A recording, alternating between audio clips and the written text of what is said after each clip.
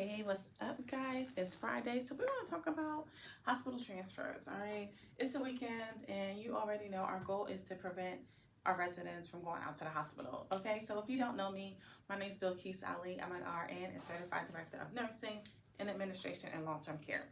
And today we're just going to jump into hospital transfers, or when should you be sending a patient out, and what is it that you can do to keep them in-house. All right, remember, our goal is always prevention. All right, prevention is always the goal in anything that we do. All right, so it's the weekend. All right, here are a couple of tips that I want you to start thinking about preparing for the weekend. All right, always take a look at your high-risk residents.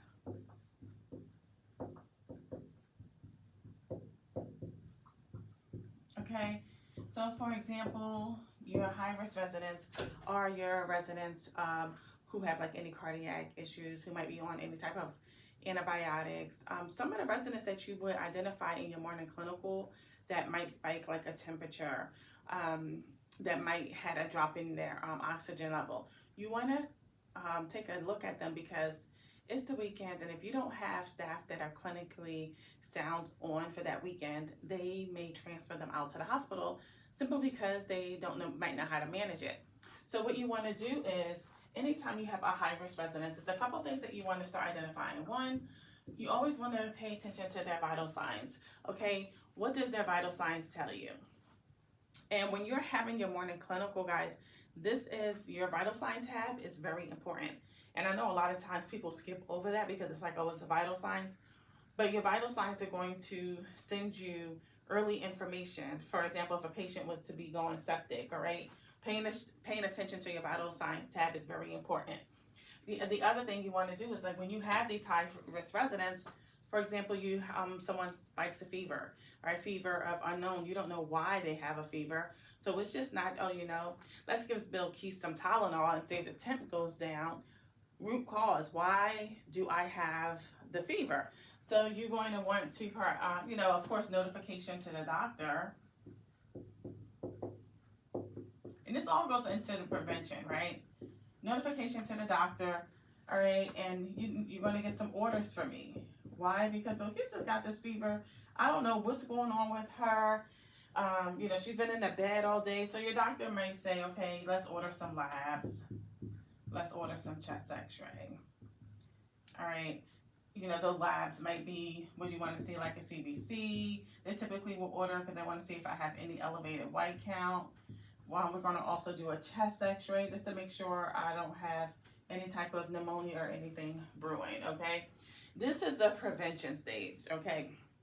So say you get those labs back, okay, and it says that I have an elevated white count, my urine came back, only to show that I have greater than 100,000 of a bacteria strain in my urine, but I don't have the sensitivity yet, right? So your doctor, again, will probably order a broad spectrum antibiotic.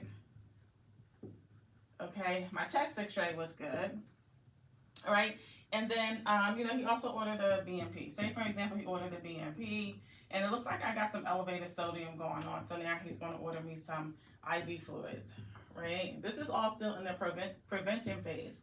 Now, for example, if you have somebody on your team and they're like, oh my goodness, I got to start an IV on Bilquis, no one is confident in drawing an IV, and placing an IV in me, right? Because I'm already dehydrated, which means my veins are probably shot to shit right now. So what are some of the things that we can still do? Okay, one, you can outsource. All right, you can outsource to a company. Typically, you would, use outsource to a company that can come in and then place an IV in Bilquis, right? And then again, we're still in the prevention phases, right? So I'm having IV fluids. I perhaps get maybe 2,000 mLs of IV fluids, and he's starting on a broad spectrum antibiotic. Okay. So now the next day comes, and guess what? Bilquis fever hasn't gone down or anything. They don't have the sensitivity back yet from my true urine report. So this is all prevention. Okay. And this is the things that I tell you to start looking at in your morning clinical every day. What is it that we can do to keep the patient in-house?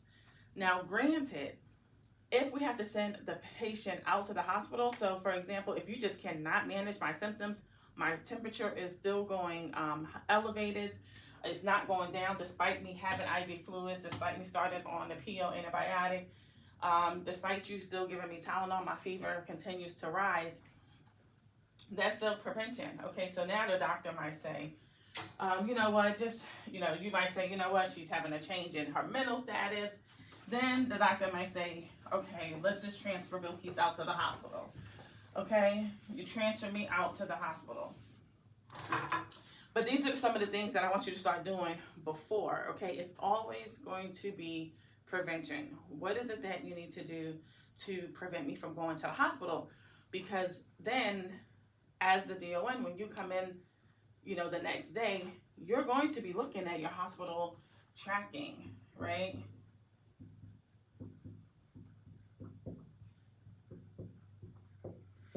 And always, the questions that you always want to ask yourself is prevention, right? You check under that hospitalization log and you says root cause, right? What was the root cause of me going out to the hospital, right? And it's because you did all the preventative measures, but I still needed to be transferred out to a higher acuity level of care, all right?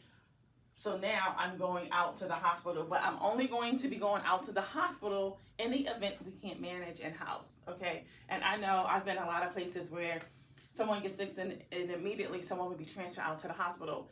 And we really don't want to do that. We want to manage our patients in-house as much as we possibly can. Now, some other areas, some other reasons why you might transfer somebody out to the hospital: status post-fall with injury, all right? So perhaps you had a fall and the person has a fracture, right? You can't move them, so you're sending them out to the hospital. All right. Another reason, of course, is cardiac arrest, respiratory distress. All right. These are like no-brainers to me if I have anybody going into any of these type of situations. I'm always going to transfer them out to the hospital. Status post-fall with injury, always going to go out to the hospital simply because you can't manage that in-house. But again, the goal is going to be always to prevention. So as you're coming into the weekend, you're going to be looking at your residents who are a high fall risk. Your residents who might have been recently admitted to the hospital and they are new, like status post-surgical. They are new with IV antibiotics. You want to take a look at them, because what happens if you get that new admission and you're not managing them? So say they come in, what's today, Friday, they might have came in on a Monday, and you haven't laid eyes on them and checked them every day, assessing them, then they can possibly be at risk for going out to the hospital because no one is monitored that patient since they came into the hospital, into the facility. So what you want to do is, again, the goal is to prevent. Every day at your morning clinical, you're looking at these type of patients, and you have to understand, patients get sent out to the hospital the most on off shifts, meaning when the DON isn't there. So it's basically evenings and weekends, right? That's when you see your most hospital transfers, and simply it's some of it could be a staffing issue, but majority of it is because like a lack of knowledge of our employees that we have on at the time.